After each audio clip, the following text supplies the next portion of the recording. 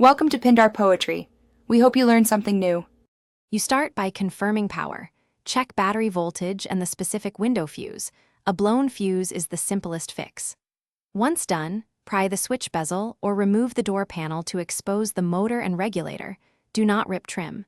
You disconnect the battery before touching connectors to avoid shorts and accidental motor activation. While the panel is off, press the switch and look for motor movement. This tells you whether the issue is mechanical or electrical, which directs the next steps.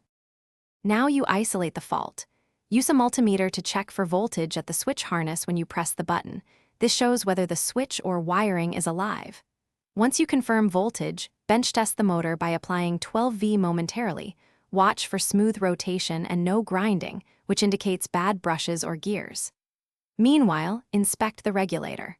Look for bent arms, frayed cables, seized rollers, or debris in tracks, because a binding regulator often traps the glass even when the motor works.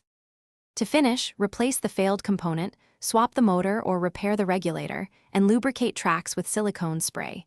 Make sure bolts and clips are torqued to spec. Once reassembled, reconnect the battery and operate the window through 3-5 full cycles to reset assumed limits and confirm smooth travel. If the window remains stuck, check door ground connections and wiring continuity, then try a known good switch. If necessary, recalibrate the window module per manufacturer steps, because intermittent electrical faults mimic. Thanks for watching. Consider subscribing if we helped you.